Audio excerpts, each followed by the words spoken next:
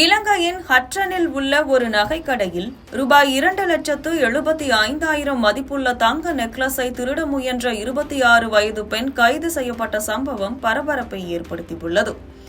இந்த நிகழ்வு குறித்த சிசிடிவி காட்சிகள் வெளியாகி வைரலாகி வருகின்றன.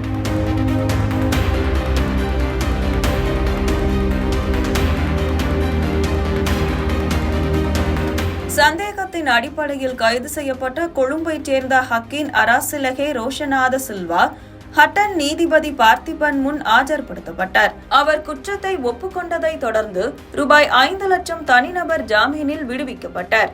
இந்த வழக்கின் அடுத்த விசாரணை ஆகஸ்ட் 5ஆம் தேதி நடைபெறும் என நீதிமன்றம் அறிவித்துள்ளது.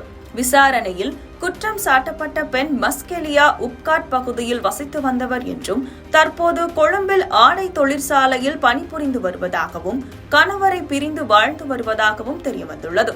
சம்பவத்தன்று அட்டன் நகருக்கு வந்த அந்த பெண் ஒரு தனியார் நிதி நிறுவனத்தில் அடகு வைத்த நகைகளை மீட்டு அதை மீண்டும் அதிக விலைக்கு அடகு வைத்து ரூபாய் 1,10,000 பெற்றுள்ளார். பின்னர் ஒரு நகை கடைக்கு சென்று தங்க நெக்லஸ் வாங்க விரும்புவதாக கூறியுள்ளார். அவர் தனது இடது கையை கைப்பையில் வைத்திருந்ததை கண்ட கடை உரிமையாளர் சந்தேகமடைந்து எச்சரிக்கையுடன் ஒரு தங்க நெக்லஸை எடுத்து காட்டியுள்ளார். அப்போது நகையை தன்னிடம் கொடுக்குமாறு அப்பெண் வலியுறுத்தியுள்ளார். கடை உரிமையாளர் மறுத்ததால் தனது கைப்பையிலிருந்து வலி நிவாரணி திரவத்தை எடுத்து அவர் மீது தெளித்துள்ளார்.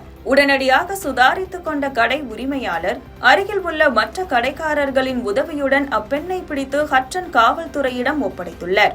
அவர் தனது தந்தையின் மருத்துவ செலவுகளுக்காகவே இவ்வாறு செய்ததாக போலீசாரிடம் கூறியுள்ளார். மேலும் அவரிடமிருந்து பல்வேறு நிதி நிறுவனங்களில் நகைகளை அடகு வைத்ததற்கான ரசீதுகளும் தங்க முலாம் பூசப்பட்ட நெக்லஸ்களும் கைப்பற்றப்பட்டுள்ளதாக ஹட்டன் தலைமையக காவல்துறை அதிகாரி சுகததாச தெரிவித்துள்ளார்.